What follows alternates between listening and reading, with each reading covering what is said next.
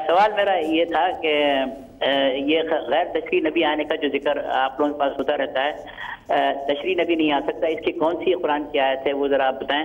और अगर वो आयत वो है कुरानी है तो क्या मिर्ज़ा साहब ने उस आयत को इस्तेमाल किया है या नहीं किया है? बस इतना सवाल है मुख्तसर सा। अच्छा ठीक है इरशाद अंसारी साहब, बहुत बहुत शुक्रिया, जज़ाकल्लाह। एक गुजारिश मैं आपसे करूँगा, अपना सवाल दोहरा दें बराए मेहरबानी।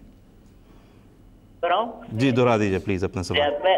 मेरा सवाल यह है कि आप लोगों के पास अहमदियों के नज़दीक गैर तशरीह नबी आने की जो बात की जाती है, कोई कुरान की ऐसी आयत है जिसमें गैर तशरीह नबी तो आ सकता है मगर तशरीह नबी नहीं आ सकता? और अगर है कोई ऐसी आयत तो मिर्ज़ा साहब ने कोई ऐसी आयत इस्तेमाल की है कुरान की जिससे उस आयत का इस्तेदलाल किया हो? जी ठीक है, बहुत बहुत शुक्रिया अंसारी साहब, जज़ाकल्लाह। हमीद कौसर साहब से कादियान में पूछ लेते हैं। हमीद कौसर साहब, अस्सलाम वालेकुम रहमतुल्लाह।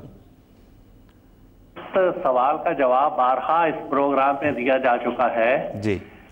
तशरीही नबी अब नहीं आएगा, इसलिए कि अल-यौमा अकमलतु लकुम दीनकुम, अब दीन कामिल और मुकम्मल हो चुका हुआ है। इसलिए अब कोई भी ऐसा इंसान नहीं आएगा जो इस कामिल दीन के अंदर कोई चीज इजाफा कर दे। तशरीह है क्या कि इस कानून कुरान मजीद और अल्लाह की किताब में कोई इजाफा करे, इस तरह का कोई नबी नहीं आएगा, क्योंकि कुरान मजीद और शरीयत इस्लामिया अपनी ज़ात में मुकम्मल हो चुकी हुई है। लेकिन इस शरीयत के ऊपर अमल करके जो चार मकामात जिनका बारहा जिक्र यहाँ हो चुका है, वह मैं युतिल्लाह व रसूला फौलाइका मअल्लज़ीना अनअमल्लाहु अलैहिम मिनन नबिय्यीना व सिद्दीकीना व शुहदाए व सालिहीना व हसुना उलाइका रफीका, ये चार मकामात मिलते रहेंगे। और ये है जिल्दी नबी, यानी जो अल्लाह और मोहम्मद के अताअत के नतीजे में मिलने वाली है।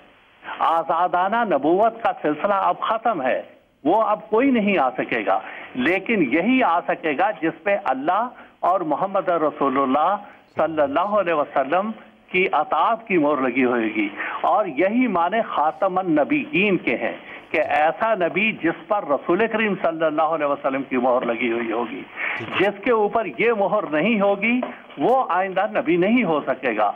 और अताअत खातम के एक माने जो कुरान युफस्सिरु बाज़हु बाज़ा, उसके मुताबिक एक माने ये है कि जो मोहम्मद सल्लल्लाहु अलैहि वसल्लम की अताअत का दावा करेगा और ऐलान करेगा मुझे ये नबूवत आपकी अताअत की वजह से बनी। और यही बात हजरत मिर्ज़ा गुलाम अहमद साहब ने बारहा अपने कलाम में दोहराई कि मुझे जो नबूवत या वही या इल्हाम मिला वो हजरत मोहम्मद मुस्तफ़ा सल्लल्लाहु अलैहि वसल्लम की पैरवी और इत्तबा के नतीजे में मिला।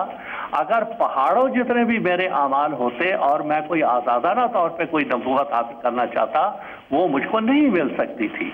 तो ये है मुख्तसर सा जवाब जी ठीक है सवाल का। जी, बहुत बहुत शुक्रिया हमीद कौसर साहब, जज़ाकल्लाह।